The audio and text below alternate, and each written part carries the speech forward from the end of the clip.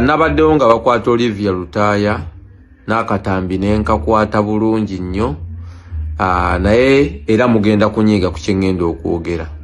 By the way, nze nabalabye embalala nga babatadde mu kijjafanga Olivia Lutaya nga basembe ne mabega mu kimotoka nga yasemba yene emabega nga babongerayo baba batuttewa.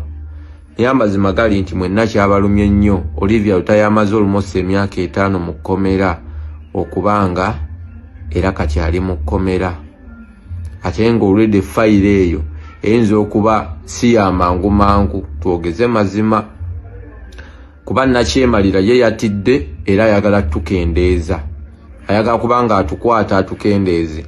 Naye nze ku nsonga ya Olivia Lutaya nkirabira ddala nga abantu ba diaspora temunyinga, naye mmwe mwaliddemu Olivia Lutaya olukwe. Mwamuvaamu nnyo. Abantu muli mu diaspora muli bukadde na bukadde mwagala enkyukakyuka. Abamu bagagga, abamu bakyeyiya, n'abagagga gye bali mumaze emyaka 3, abala Museveni yabalemesezza n'okkomawo mwagala enkyukakyuka. Naye mwalema yadde n'okuwaayo Olivia Lutaya ne ka invitation. Kuba Olivia Lutaya kyakozeeko kimala, ffe weetuli kyasavinze kimala. Mu luno olutalo asibiddwa emyaka egiwera 5 oba 4 n'asibwa omukyalo oyo.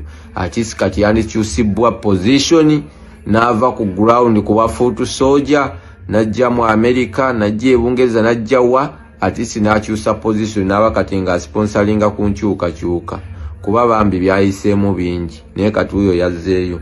Ku mwenna abali mu diaspora abali abagamba mwagala enkyukakyuka, kwabula yadde n'amulimba ka invitation eno reality talk.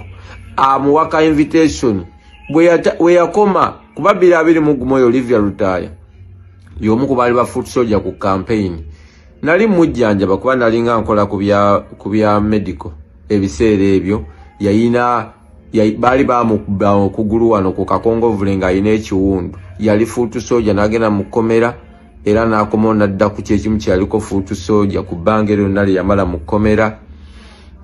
Era n'addamu ku kintu kyekimu n'atandikira we yakoma mu position yemu. Nze nno nga nze oyo omwana ali yeetaaga atisi n'agendako mu diaspora n'atandika okuba nga atisi bw'aba akoze kasente n'abeera nga supportinga abaana. Naye temwamulimba yadde ne ka invitation kati mugamba bamukutte bamuzizaayo. Oyo mwana ali alina fuluma ggwanga. Kati Luzige Masudi yagenda kujjanjabwa ye bambi yafulumye.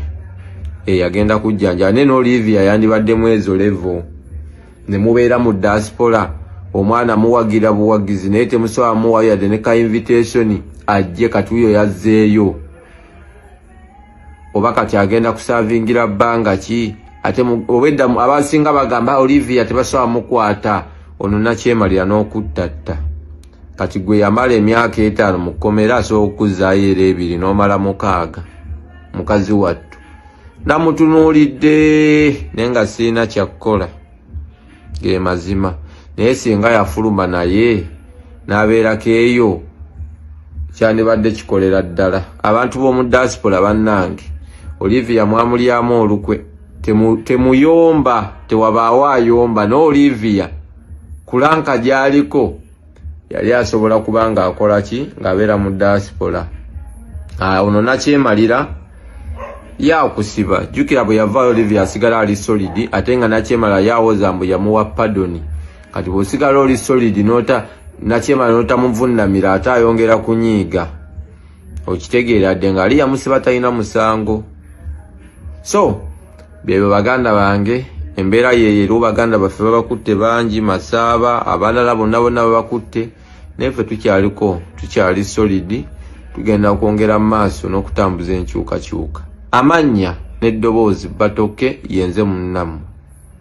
Ekyo oli ku Yugi Update TV nyongera okukulisaayo obubaka obwo obulabye. Mu butuufu ntunuulidde n'ensonga n'enkwatako nnyo. Ne ndaba nga mu butuufu ba comrade bannange tulina bye twakolera ensobi ey'amaanyi. Ddala kkiriza obagaana omukyalo ono abadde alwanye kyalwanyeko ng'akirwanye era nga tetukyalina kye tumubanja mu byenkyukakyuka paati ye yabadde amaze okugizannya. Naye waawe twagayaalira.